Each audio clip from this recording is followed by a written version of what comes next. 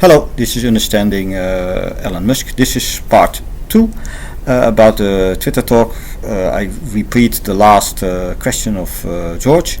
So let's continue listening about. I think it still goes a little bit about advertising, and then he switched the topic that's maybe more interesting.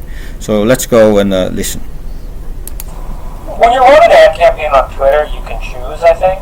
I'm not really sure what the backend does. I heard the backend tries to maximize money, but you can choose whether you want to run an impressions campaign or whether you want to run a clicks campaign. Yes, things have changed recently. So we've, basically since the acquisition, it was like, no guys, we need to maximize relevance. And there actually has been good work in the direction of relevance optimization.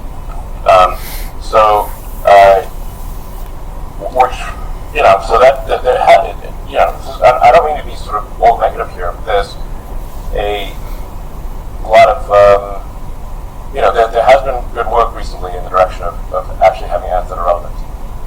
For questions on this, I'm super nerdy about ad tech stuff. I'm super curious how Twitter can compete with like Google and Facebook just in terms of their identity network and how well they have like bucketed groups of interest to target. Like, how does Twitter compete?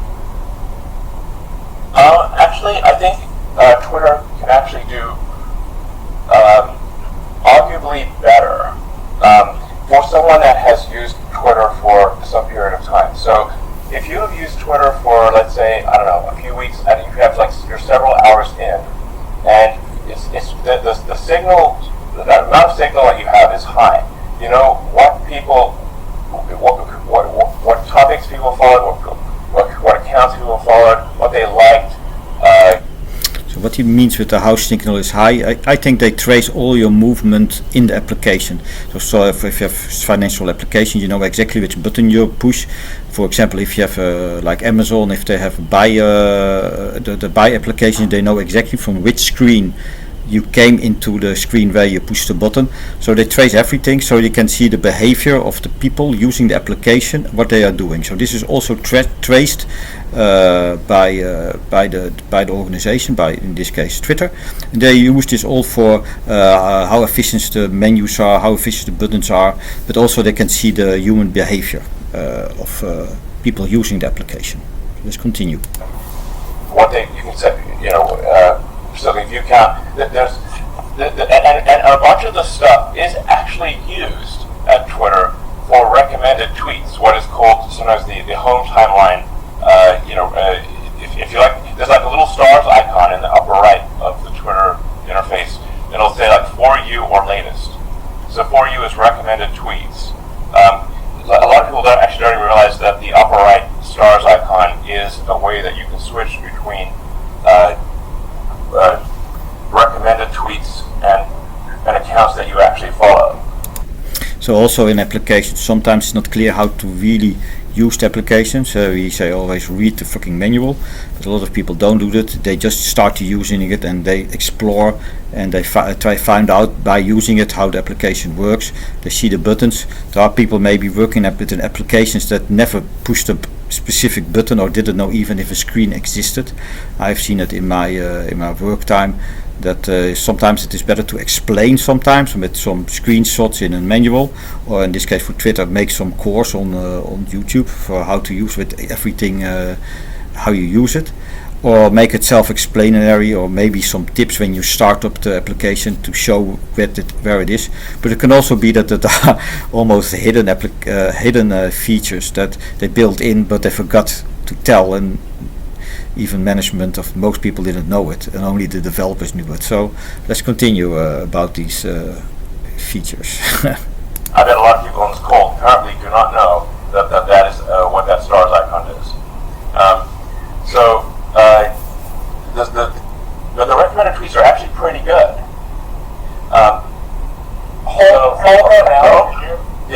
Home ML is much better than Ads ML. Home ML is using much larger models, many more features. The Ads ML is very rudimentary. Yes, but essentially. So ML, this is machine learning. So they use machine learning software to optimize it. They should be going through the same pipeline. Yeah. So if Twitter can accurately recommend tweets to you that you don't explicitly follow.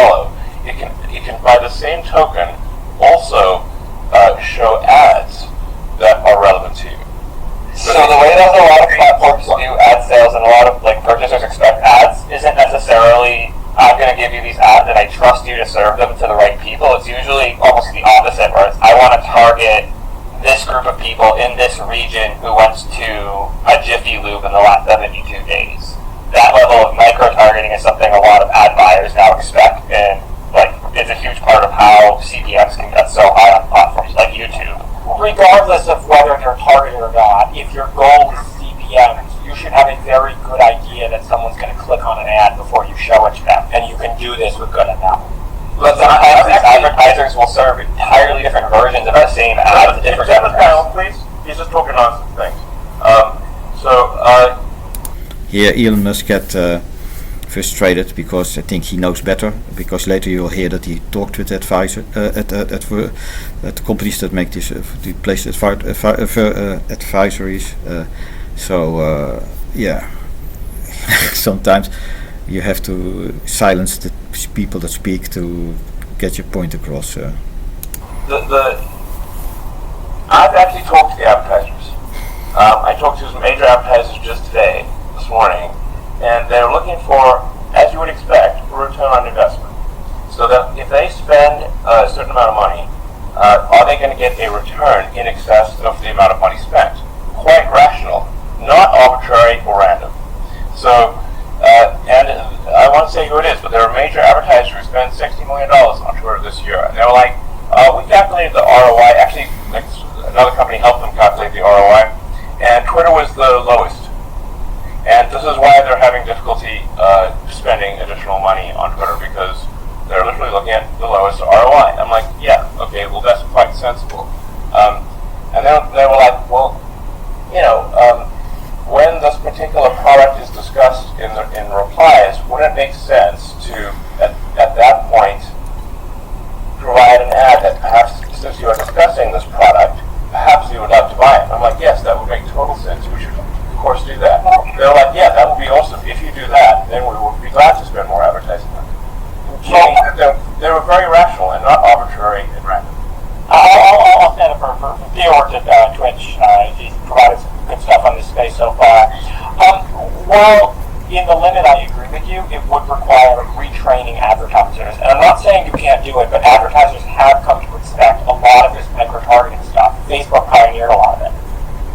Yeah, look, I think at the end of the day, if you can just say, like, if you can make a clear equivalence, like just say, like, for if you spend amount X to generate profit Y, provided Y is greater than X, you should continue. And provided if you've got good analytics that demonstrate that, wherever the advertiser is, you will succeed. And that is not currently the case for Twitter, but it will be.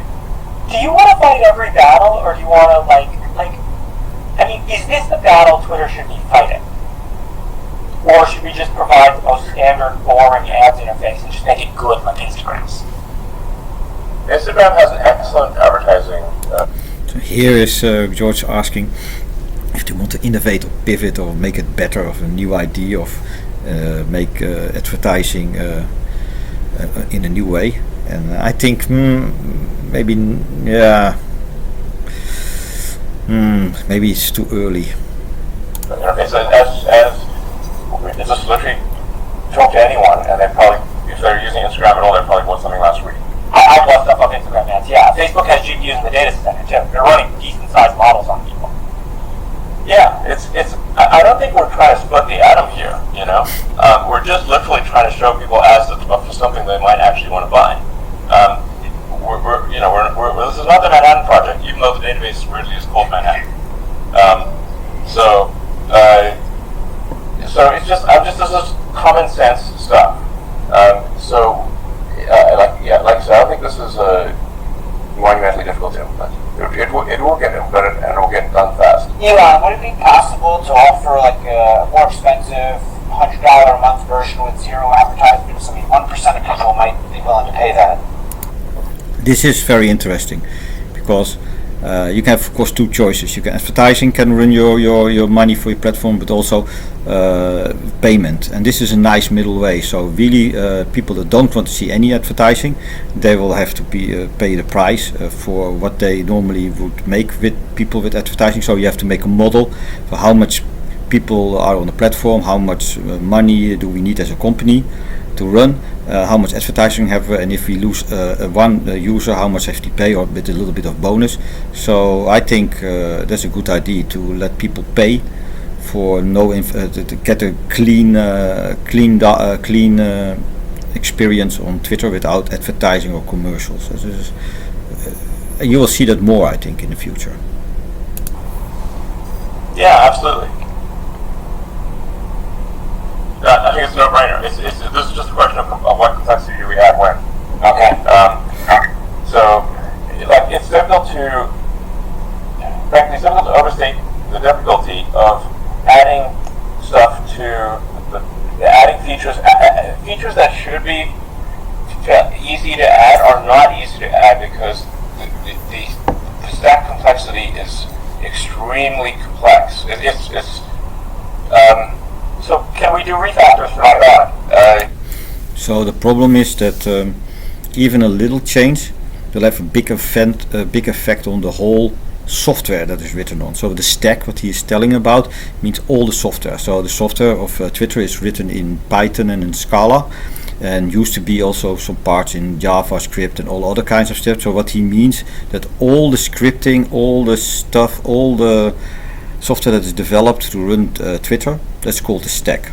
And sometimes if you have a feature, can be a very small feature, can be only one line or one line change.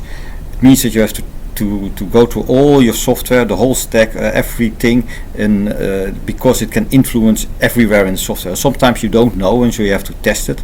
So sometimes one line change can solve a problem, but can also cause a very big problem that you have to change all over and different places in the software to adjust so that this one line can work. So let's continue. So we've made some simplifications even in the last few weeks, but this is it will explode your mind to go through the entire stack.